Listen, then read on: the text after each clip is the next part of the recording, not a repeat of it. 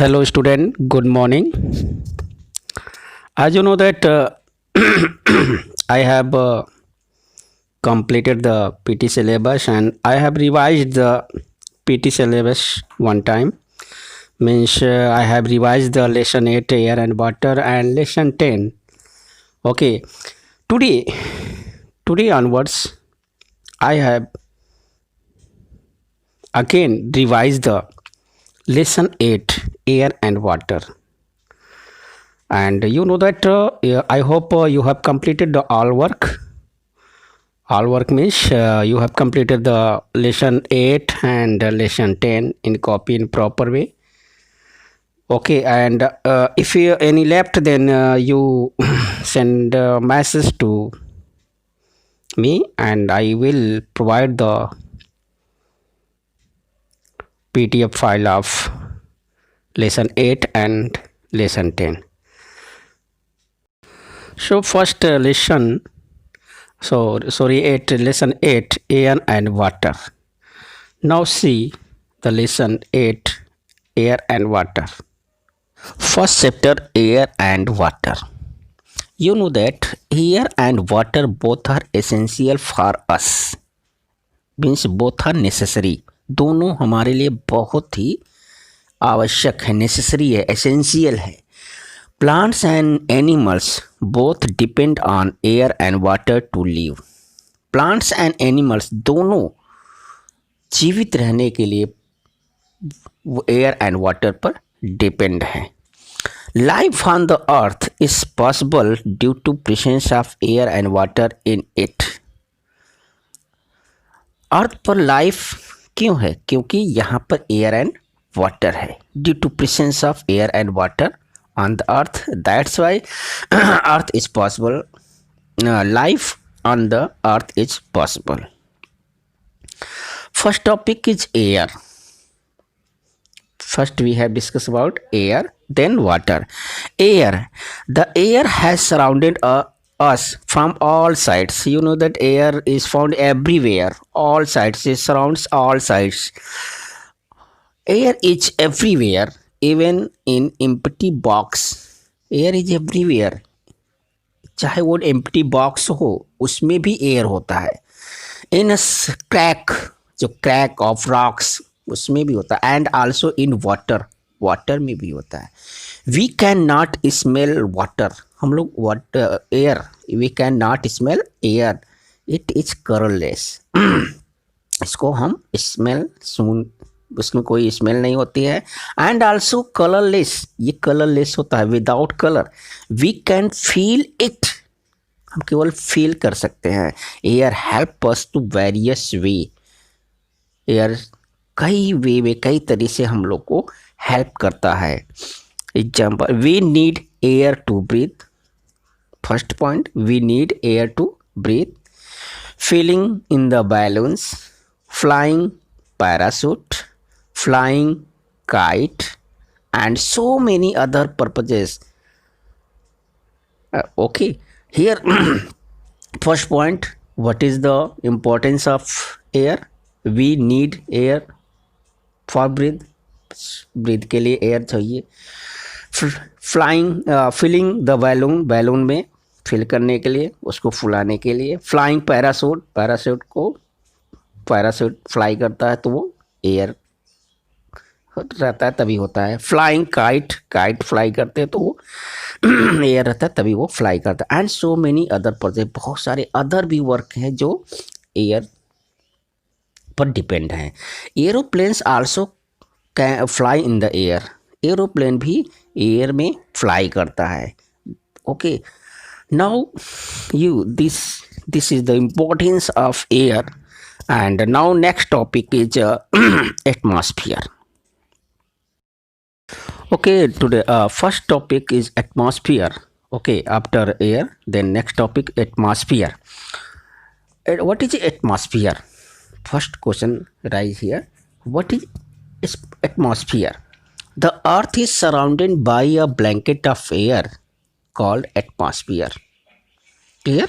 Earth is surrounded by a blanket of air is called atmosphere. Atmosphere has a mixture of gases, several layers. Okay, and it extends from Earth's surface to about 800 kilometre above the earth. यह जो है earth surface से शुरू होता है और 800 kilometre above ऊपर की तरफ ये फैला हुआ है. Now see one by one all layers of the atmosphere. See this diagram carefully. See this diagram. इसमें आप देख रहे हो बहुत सारे डिफरेंट लेयर्स, 5 लेयर्स दिखाए गए हैं और उसमें क्या क्या फिनोमिनन होते हैं वो भी दिखाए गए हैं. Now we have discuss one by one layers of the atmosphere. First troposphere. First layer is troposphere. ये एट अर्थ सरफेस का सबसे नियरेस्ट लेयर है troposphere. It is the layer of the atmosphere closest to the earth surface.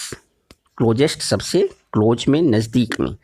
It contains water and gases, mostly oxygen and nitrogen. इस layer में सबसे ज़्यादा जो gases होती हैं वो ऑक्सीजन एंड नाइट्रोजन होते हैं.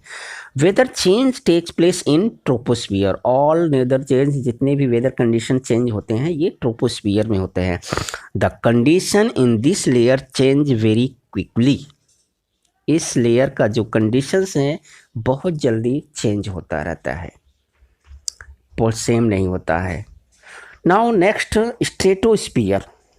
Next layer is stratosphere. It lies above the troposphere. Troposphere की ऊपर जो लेयर होती है उसकी एबव जो लेयर होती है उसको स्ट्रेटोस्फियर बोलते हैं.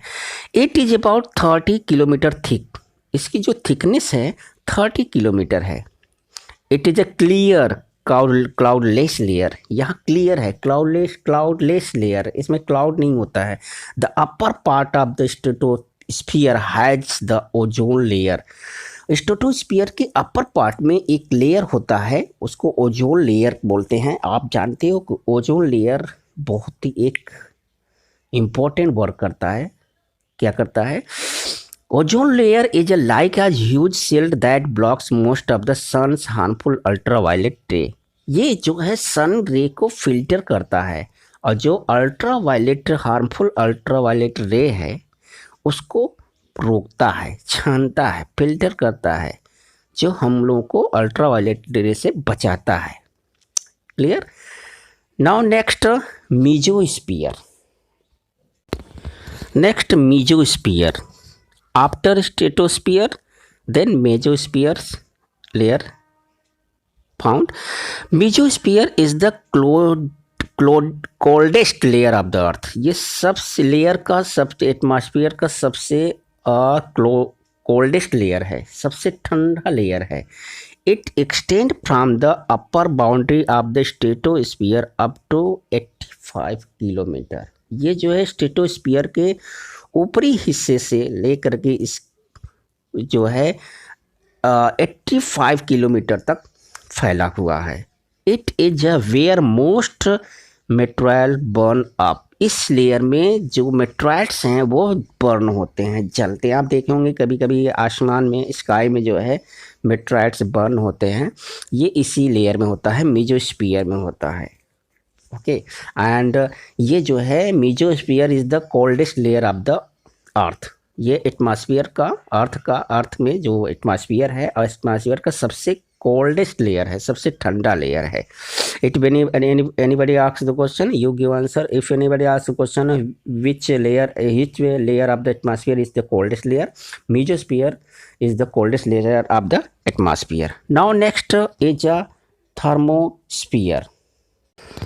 Thermosphere. After mesosphere, next layer is thermosphere. Here the atmosphere is very thin. यहाँ पे एटमॉस्फेयर की जो लेयर है बहुत थिन है. Thermosphere very thin layer. And the space shuttle orbit in this layer. जो स्पेस शटल है, जो सैटेलाइट्स हैं, इसी सैटेलाइट्स हैं वो इसी लेयर पर शिफ्ट होते हैं और उनको ऑर्बिट में शिफ्ट किया जाता है थर्मोस्फीयर लेयर में ही. Now next exosphere. ये सब exosphere is the outer most layer of the atmosphere. ये एटमॉस्फेयर का सबसे आउटर मोस्ट लेयर है। It contain very little air. इस लेयर में एयर की जो क्वांटिटी है बहुत ही कम होती है, वेरी लिटिल, बहुत ही कम होती है। एंड ये एटमॉस्फेयर का सबसे बाहरी पार्ट है।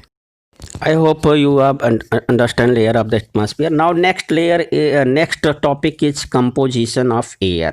एयर किससे मिलके बना हुआ है? देखिए, सी दिस डायग्राम। इस डायग्राम में देखो डिफरेंट गैसेस को डिफरेंट कलर से शो किया गया है। Show here see air is a mixture of many gases. Air कई गैसों का मिक्सचर है। It contains nitrogen, oxygen, some other gases, carbon dioxide, hydrogen, argon, methane in very small amount। बहुत कम मात्रा में अदर गैसेस होती है। सबसे ज़्यादा जो होता है वो नाइट्रोजन गैस होता है, वो 78% होता है। उसके बाद ऑक्सीजन 21% और 1% में अदर गैसेस होती है, जिसमें से आपका carbon dioxide, hydrogen, argon, methane, water vapour, dust particle सारे उसी में रहते हैं। Clear? And nitrogen it is the major constituent of air. यह जो है एयर का सबसे ज़्यादा पार्ट है। Living beings can not use is directly from the air. Living beings इसको डायरेक्टली यूज नहीं कर सकते। It is use by plants with the help of bacteria in the soil.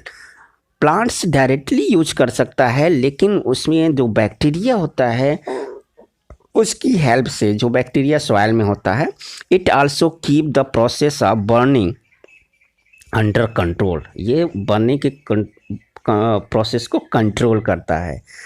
Oxygen plants and animals need it for respiration. आप जानते हो breathing के लिए oxygen ज़रूरत होती है।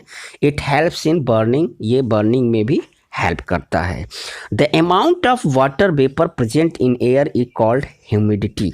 जो एयर में वाटर वेपर होता है उसी को ह्यूमिडिटी होते हैं। The amount of water vapour present in air is called humidity. The humidity is high when amount of water vapor is more in air. जब amount of वाटर का amount, water vapour का amount ज़्यादा होता है तो उस area में humidity ज़्यादा होती है, ह्यूमिडिटी ज़्यादा होती है। We can feel the humidity in air before and after rain. हम ज़्यादा जो है ह्यूमिडिटी कब फील करते हैं? जब आफ्टर रेन या बिफोर रेन आप फील कर सकते हैं। Okay, you know that today this air atmosphere and composition of air completed, and I hope you have revised proper way. And now homework. Now all of student you have take copy and pen. Now write homework. Date 28/12/20. Homework is learn. Choose the correct answer of lesson 8. I repeat again. Learn, choose the correct answer of lesson 8 in proper way. And I request you, after watching the video, you have to write name, class and section in comment box for your attendance. And I request you, if any chapter, any question or any exercise left, you send message to me. You send message to me. I will provide the all exercise of lesson 8 and 10. God bless you. Thank you for watching this video. God bless you.